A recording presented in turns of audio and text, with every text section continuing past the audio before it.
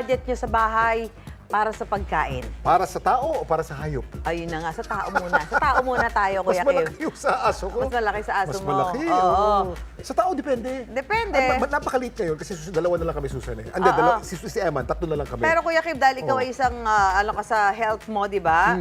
I'm sure yung pagkain mo, you make sure na talagang ano siya, balanced diet. Of course. Oo, di ba? Oo. Dapat balance at saka dapat masustansya. Masustansya. Dapat, yun, kaya naman tayo kakain, kailangan meron nutrients. Kasi Kuya Kim, usap-usapan ngayon yung pahayag nitong National Economic Development Authority o NEDA na 64 pesos kada tao kada araw ang masasabing threshold para hindi maituring na food poor o nagkukulang sa pagkain ang mga Pinoy. Naku. Pero sa kwenta ng think tank na Ibon Foundation, 90 pesos at hindi 64 pesos kada tao kada araw ang kailangan. Tipid na raw yan. Hamon ng grupong Bantay Bigas sa mga taga-gobyerno pumunta sa palengke, mamili at magluto ng makakain sa presyong 64 pesos. Sa pagdinig ng Senado, inamin ng NEDA na kailangan ng repasuhin ang mga tinakdang threshold. Aminado rin ng Philippine Statistics Authority o PSA na hindi sapat sa kailangan nutrisyon ang 64 pesos na budget para sa pagkain ng isang tao kada araw. Babaguhin daw nila ito at nais nilang sumalamin ito sa totoong sitwasyon ng mga Pinoy.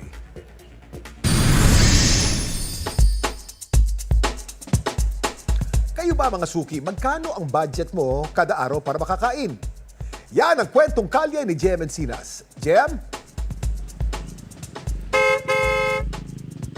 Kuya Kim, kaya bang isalba ang kumakalam na sikmura sa halagang 64 pesos kada araw?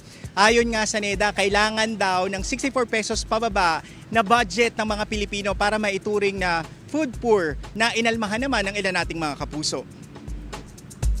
Idinala na lang ng street sweeper na si Aling Rhea sa pag-inom ng palamig ang kanyang umaga. Nasa 100 piso lang daw ang budget na kanyang pagkakasyahin sa tanghalian at hapunan. Magkano ang ulam? Magkano rin ang kanin? Ang mahal na ng kanin at ulam ngayon, di ba? Dalawang kain ko, kaya ko pag ako lang, ha? Kung sa halagang 100 ay kailangan pang magtipid ni Aling Rhea, paano pa kaya sa halagang 64 pesos? Sa pag-aaral ng National Economic Development Authority o NEDA, sa halagang 64 pesos kada araw, hindi raw maituturing na food poor o nagkukulang sa pagkain ng isang tao. Bagay na hindi sinang-ayunan ng ilan. Hindi kakasya yun. Ang kakasya sa akin halos mga 100. Yun talagang titipirin mo lang yung sarili mo. Kailangan namang araw-araw, pandesal, kape, tanghalian, ang isda lang, mahal na. Sabi naman ng Ibon Foundation, 90 pesos daw ang pinakatipid na halaga para mairaos ng bawat Pilipino ang kanilang laman tiyan kada araw. Dapat gawin, mag-updated survey sila ngayon, magkano ba pagkain sa Pilipinas. Pero hindi na yung pagkain, magkano ba yung upa, tubig, kuryente, pamasahe at iba pang mga pang-araw-araw na pangailangan. Kaya naman pinapareview ng ilang mambabatas ang basehan ng NEDA para masabing food poor ang isang tao.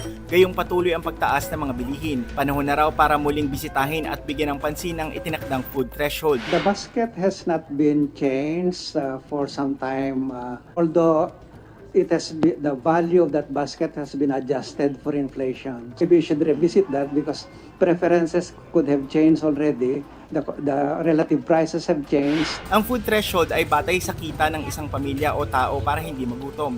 Ito rin ang sukatan kung ang isang pamilya ay nakakaranas ng gutom. Muli raw pag-aaralan ng Philippine Statistics Authority ang kanilang basihan sa pagtatakda ng halaga sa kapasidad ng tao para di magutom sa araw-araw.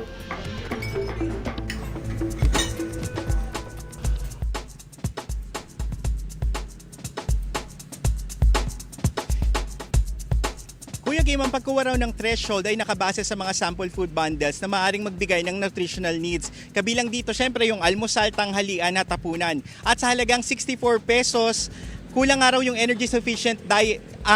Ang makukuha nga lang daw dito ay energy sufficient diet at walang masyadong sustansya. Kuya Kim? Okay, maraming salamat, JM. Teka, JM, ano? Nagbigay ba ng sample kung ano-ano yung pwede mong ilagay dyan sa 64 pesos na budget? Yung breakfast, lunch, dinner. Oh, breakfast, lunch, dinner. Chef, alam nga naman, isa lang kakainin mo maghapo, di ba? JM, ayun, fishbowl ba yun? Baka fishball, kakasya yung Kikiam. 64 pesos, no? Kuya Kim, Susan, Kuya Kim, Susan, naglabas naman ng sample ang DTI. Kagaya na lang kung almusal, ay pwede nga daw dito yung pandesal at kape. Sa tanghalian naman at hapunan, more on ang binigay nila dito ay kanin at gulay. Katulad ng munggo na may malunggay. Pero karamihan nga sa ating mga nakausap ay talagang kapos nga raw at kung 64 pesos yung pagbabasihan nga nila ay tipid na tipid daw. Kagaya na lang nito ni Dea, no, isang estudyante, ano, Ayan. para sa kanya kulang na kulang nga raw yung 64 pesos. Bakit sa tingin mo kulang yung 64 pesos, Dea? Yung pamasahe pa po kasi papuntang school, mahal na po. Paano pa po kaya pag pauwi? Yung kinakain po namin, hindi naman po alam kung saan kami pwede makakain ng affordable na Tulad na lang po ng kinakain ko po minsan para lang po makatipid.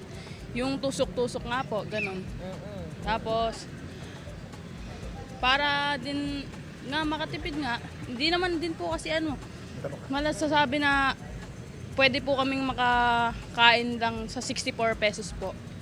Pero sa tingin mo, magkano dapat yung budget para makumpleto yung kain mo o maging sapat yung kain mo sa loob ng isang araw? Sa isang araw po, siguro okay na po siguro ang 250 pesos. 250 pesos. Yun yung mga tipong pagkain na sapat yung nutrisyon na mabibigay yung mga pangangailangan at lakas ng iyong katawan. Tama? Apo, okay na po. Ayan, maraming salamat, Dea. Yan nga, ganyan din yung reaksyon ng ilan nating mga kapuso na nakapanayam natin kanina. Susan, Kuya Kim?